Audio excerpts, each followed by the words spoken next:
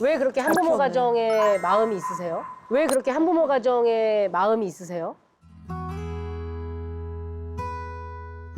이혼 사건을 담당하게 되면요, 의뢰인들이 다시 연락을 안 해요. 왜냐하면 아픈 시간을 같이 한 사람이잖아요. 그러니까 돌아보기 싫어요. 사실은 이분들을 이혼시켜서 보내드릴 때 나중에 좋은 일 생기시면 연락 주세요라고 얘기는 하지만 대부분은 연락을 안 주세요. 근데 저도 내가 그분의 아픈 내용을 알고 있잖아요. 그렇죠. 그래서 그분들이 사실은 그 이후에 어떻게 사는지를 저는 정말 몰랐어요. 그리고 알 기회도 없었고. 네. 근데 제가 2015년에 이제 대법원에서 유책 배우자 청구 기각이라는 공개 변론을 하면서 그때 이제 뭐가 됐냐면 바람 피운 배우자가 이혼 청구를 할 수 있게 하자 이제. 네네. 다른 나라 다 하는데 우리나라만 이게 뭐냐. 우리도 하자. 이런 공개 변론이 일었어요. 근데 저희 사무실에는 대부분의 바람 피운 배우자는 경제적으로 여력이 있는 사람이거든요. 그러니까 쫓겨나면 양육비도 못 받고 그다음에 경제적으로 어려운 상황에 있다는 통계 수치를 제가 그때 알게 된 거예요. 그때 너무 충격적인 게 80%, 90% 양육비를 못 받고 있다는 거였지. 그러니까 네. 너무 많아. 그러니까 육체 사유가 있는데도 네. 책임을 지지 않는 네. 사례가 너무 많은 걸 알게 너무 많은 되셨다는 걸 그때 거죠. 알고 나서 제가 그렇게 떠나보냈던 분들이 그렇게 살고 계실 수 있는 거잖아요. 네. 그래서 이 부분은 내가 해결을 좀 해야 되겠다. 누구보다도 먼저. 그래서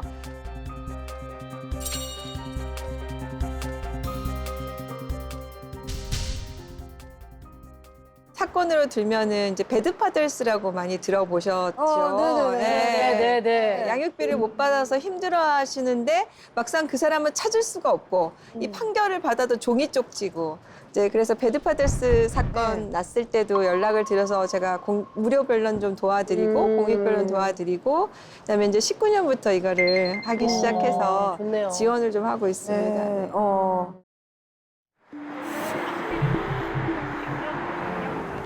저한테는 어쨌든 상처는 줬지만 그래도 아빠로서 기본 도리는 좀 했으면 했는데 그마저 안 하니까 저도. 오늘 어떤 일로 오셨어요? 이제 이혼은 19년도에 했는데 이제 양육비를 잘 받을 줄 알았는데 잘 줄 거라고 믿었고 많이 미지급이 되어가고 있고 또 약속했던 부분들이 이행되지 않아서 상대방이 지금 해외에 가 있거든요. 양육비는 어떻게 협의를 하셨어요? 그럼 이혼할 때 재판 이혼하셨어요? 협의 이혼하셨어요? 협의 이혼했어요. 왜냐면 제가 이혼하기 전에 이제 전 남편이 상간 때문에 상간소를 부정행위가 있었어요? 그래가지고 친한 그냥 언니였죠. 같은 동기. 어느 날 이제 술이 떡이 돼서 지하 주차장에서 자고 있는 거를 제가 데리고 오다가 핸드폰이 그냥 켜져 있길래 뭔가 이렇게 보고 싶은 느낌이 갑자기 들어서 원래는 보지 않는데 그날따라 이렇게 봐야 될 것 같은 생각이 들어서 봤는데 거기에 뭐 나한테 안 걸리게 조심해라. 건이를 만나서 이제 모텔 가고 하게 된 거죠. 그래서 바로 전화를 했죠. 네가 남편 관리 못한 거고 또 네가 그러니까 남편이 바람 폈다.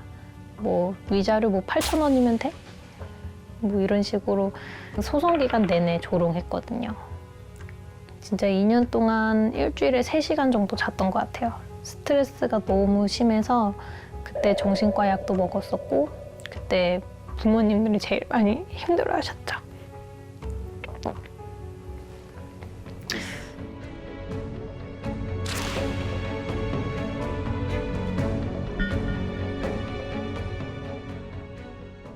사실 잘 기억이 안 나요.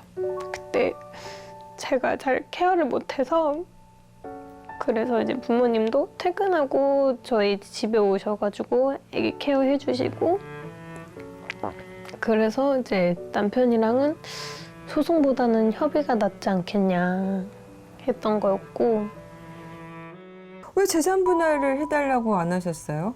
왜냐면 자금이 일단 시부모님이 100% 다 해준 게 너무 명확하기 때문에 차용증을 그거는- 썼어요? 네. 차용증은 보지는 못했는데 그러니까. 이제 시부모님이 자기네들은 썼다. 보통은 대부분은 부모가 준 건 증여로 보죠. 근데 그게 증여로 보게 되면 증여세도 내야 되고 증여세 내는 신혼부부가 어디 있어요? 그래요. 전세 명의는 누구 명의였어요? 저예요. 근데 그거를 다 돌려주신 거예요, 그냥? 네. 이제 그때 위자료를 1,500만 원을 준다고 했는데 당사자가 자기가 지금 지급 능력이 없으니까 이거를 3년 할부로 나눠서 40만 원씩을 주겠다 하셔. 아니, 얘기 듣다 해가지고. 보니까 화가 나는데 예. 아니 말이 돼요? 그렇게 다 해줬는데도 위자료도 다 못 받고 네. 양육비도 안 주고 그래요? 네. 되게 어. 지금 생각하면 왜 그렇게 멍청하게 다 줬나. 그러니까 아니 근데 지금 그때 부정행위도 있었고 하는데 그 소송까지 가면은 일부라도 받으실 수 있었을 텐데 아기가 지금 몇 살이죠? 지금 5살이요. 5살.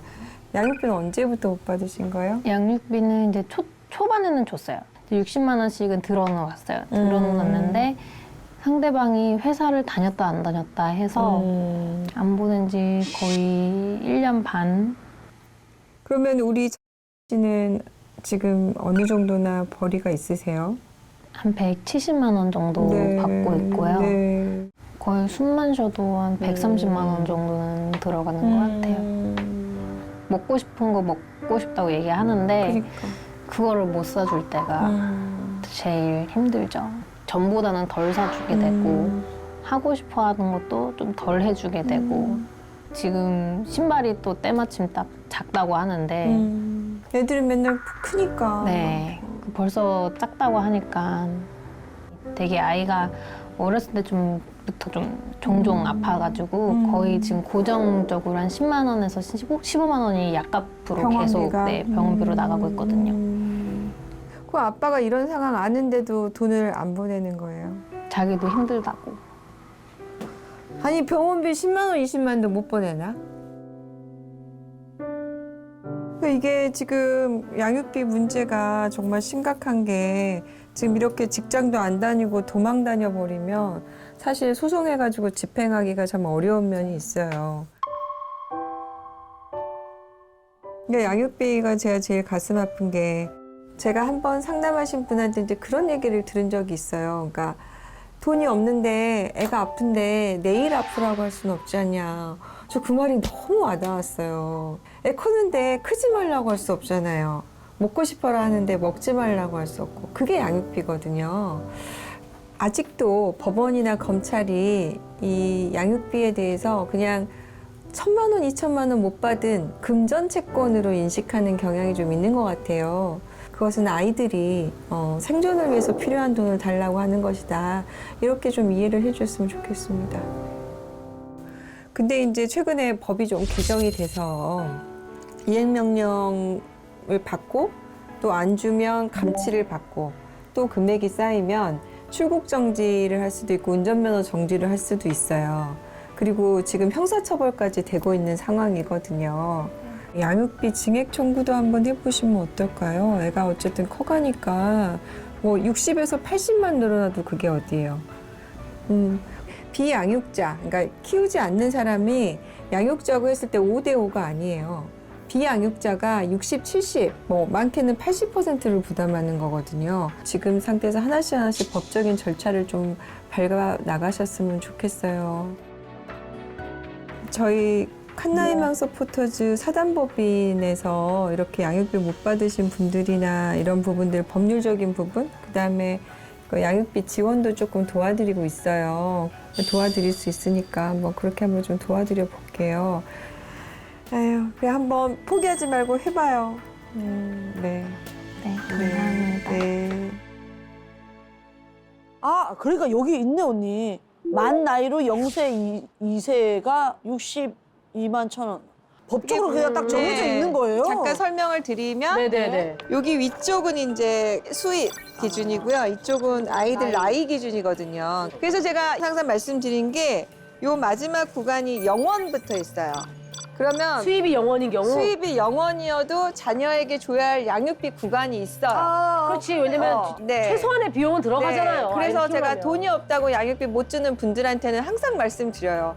수입이 0이어도 양육비를 줘야 줘야 된다. 된다. 네, 이렇게 말씀을 드리죠. 야 이거 진짜 왜 이렇게 이걸 얼마나 많이 싸우겠어요. 네, 네. 그러니까. 저는 이제 예능에서 만났거든요. 네. 근데 지금 보니까 되게 멋진 변호사님이었어요. 아, 네. 아이, 그건 아니고요. 네, 근데 네. 하여간 그 이혼 전문 변호사의 아픔이 좀 있어요. 네, 사람들이 그러니까. 보는 저희에 대한 약간 편견도 있잖아요. 방송이든 어디든 모임에 나가면 이제 농담으로 저한테 몇천 쌍이나 이혼시켰어? 뭐 이렇게 물어보세요. 그럼 사실 정말 저한테는 그 말이 되게 상처예요. 그럴 것 같아요. 제가 이혼을 시킨 게 아니잖아요. 그렇죠. 갑자기 저도 눈물이 핑 돌려가는데.